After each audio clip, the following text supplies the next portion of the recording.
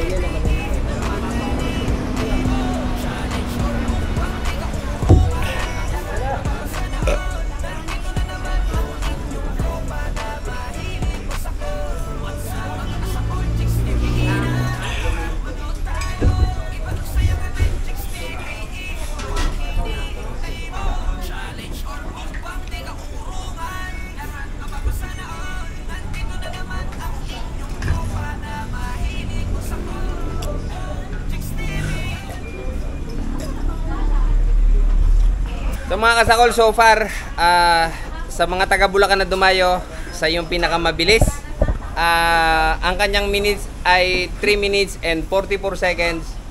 Kaya sir, nanalo ka ng 3,000 pesos, sir.